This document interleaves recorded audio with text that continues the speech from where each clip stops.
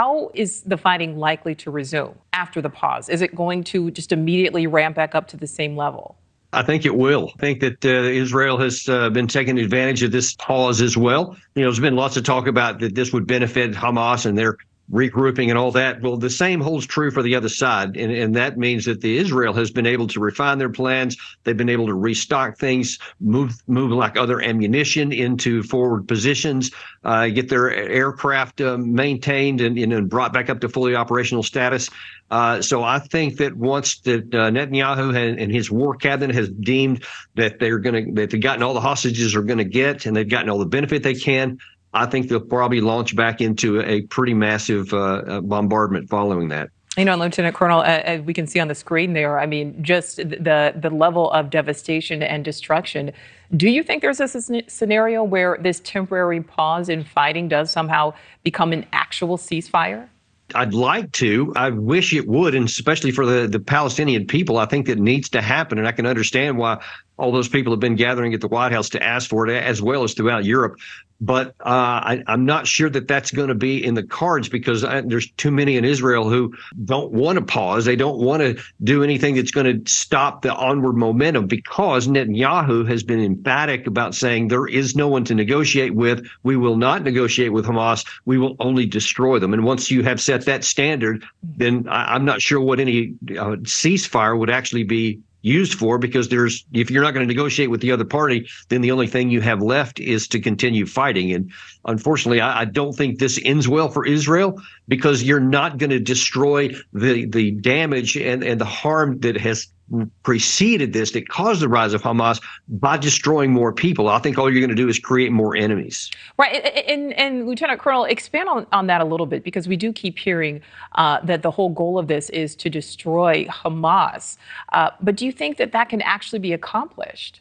Technically, you could say that somehow it's theoretically possible to destroy the organization of Hamas, although I don't even think that's militarily possible, because the fighters have probably already in large measure diffused into the population in the southern part especially, and you can't distinguish just a Palestinian man who's angry from a Hamas fighter. You just can't. So you're not going to be able to destroy them all. But even if you got most of them or all of the political wing of it, the conditions that led to the rise of Hamas are substantially worsened.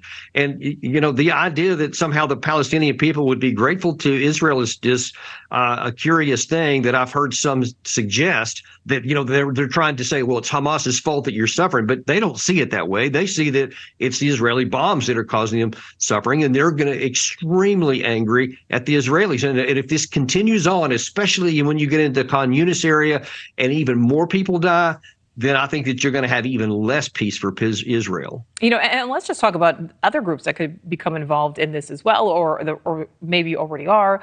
We know that there are concerns that Hezbollah or the Houthis would continue attacks on Israel, since they aren't part of this temporary pause agreement. How could that impact all of this? That's one of the biggest things that I watch, is what is Hezbollah doing? Because the more of the Palestinian people that have been killed, there is becoming increasing pressure from the Arab side and the Muslim side on Hezbollah to attack. And just from a tactical perspective, the biggest vulnerability for the IDF would be if they continue on with this operation, get deeper through Gaza City and start moving into the south, and they use up thousands more bombs, and they've suffered casualties. And then Hezbollah would move in from the north. That would be the greatest vulnerability for the IDF, and something I'm sure that they're paying attention to. But that's something they can't ignore, because they would be vulnerable to an attack from the north. Lieutenant Colonel, let's talk about the hostages that are being released and that continue to be released, which is certainly a good thing. But what types of useful information can be gained from them, from what they have to share about their experiences?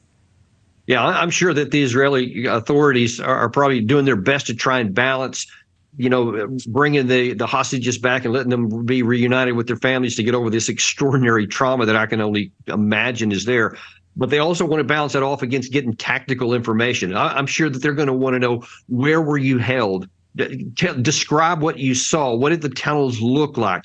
Were you alone? Were you moved? Did you stay in one place? Did you hear anybody talking about where other hostages may be? They're going to do everything they can to piece together with information they already have through other means of intelligence to try and paint that picture a little bit more. So perhaps they can go in and actually release some of the other hostages, because even after this part is done here, Hamas has been pretty clear. They're only talking about civilians that they're going to exchange and not Israeli Defense Force military personnel. And I'm sure that that's high on Israel's desire to get back their military hostages as well. Before we let you go, what happens long term? I know that you have alluded to this as well. When the fighting has ended, whatever that looks like, and the rebuilding has to begin at some point, what is that going to look like? This is a decade-long process, I think, in the best case scenario, and everything depends on how it is solved politically. Forget about the military, the tactical situation. Everything depends on how this politically ends. And the Palestinian people have been trying to get their freedom for decades. And I've been hearing, on some of the Arab stations and some of the Arab news that the anger, of course, has risen through the roof, and they are now saying, we will not settle for being put back in a pen, in a cage, open air prison again, as they call it.